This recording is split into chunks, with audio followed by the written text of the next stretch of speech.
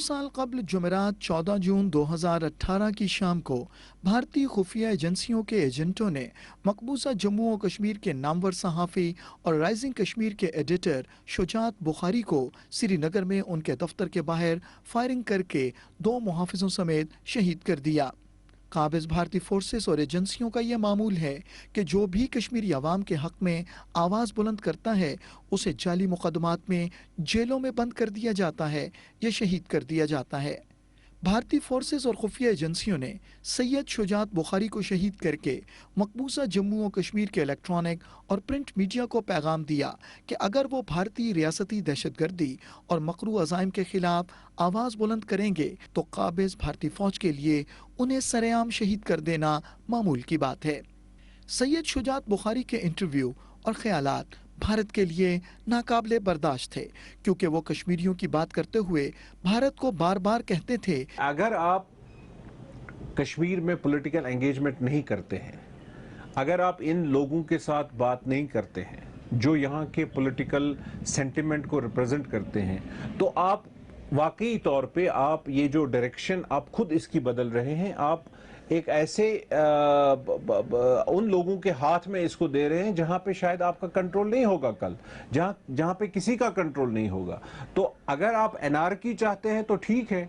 तो एनआरकी को आगे एनआरकी से बचने के लिए आपको तो ट्रेडिशनल पॉलिटिकल सेटअप के साथ बात करने की जरूरत है। शुजात बुखारी कश्मीर के मुस्तकबिल के हालात पर गहरी नज़र रखते थे और उन्होंने वक्त से पहले ही दफ़ा 370 और 35A को ख़त्म करने के भारतीय मकरूह अज़ाइम से कौम को आगाह कर दिया था। जहाँ तक दफ़ा 35A का ताल्लुक़ है और इसकी जो पिटिशन सुप्रीम कोर्ट में इस वक्त चल रही है,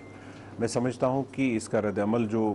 रियासत जम्मू कश्मीर में और ख़ास तौर से कश्मीर वादी में है वो बहुत ही सख्त है। वो इस एतबार से कि इसको एक साजिश से ताबीर किया जा रहा है कि ये कश्मीर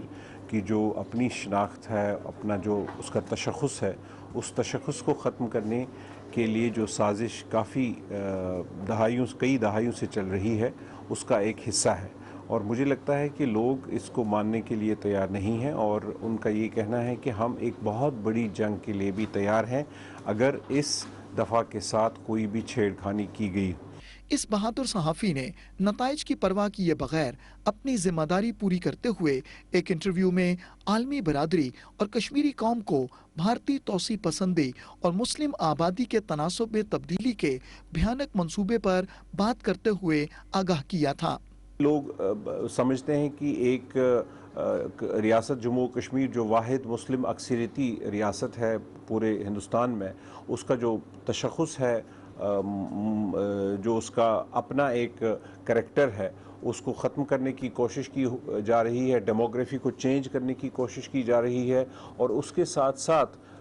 जब पूरे रियासत जम्मू कश्मीर में बिलअमूम और कश्मीर वादी में बिलखुसूस जब लोग कहते हैं कि वो हिंदुस्तान के साथ रहना ही नहीं चाहते हैं, तो आप उनके साथ बजाय इसके कि आप उस मुद्दे पे उनके साथ बात करें और उनको एक सियासी जो मसले को उसका हल ढूंढने की जो कोशिशें हैं उसमें आप उनको शामिल करते। कश्मीर के पास, रियासत के पास जो भी खुद मुख्तारी का जो भी बचा खचा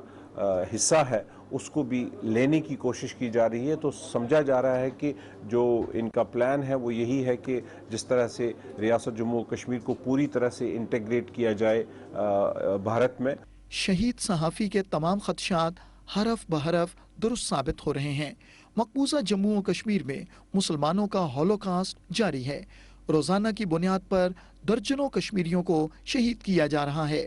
आबादी के तनासुब में तब्दीली के लिए कानून बदले जा रहे हैं। कश्मीरियों की नस्ल कुशी जारी है। भारत लद्दाख को यूनियन टेरिटरी बनाने का खमियाजा इबरतनाक शिकस्त की सूरत में भुगत चुका है। बुनियादी इंसानी हुकूक और इजहार राय की आज़ादी को बुरी तरह पामाल किया जा रहा है।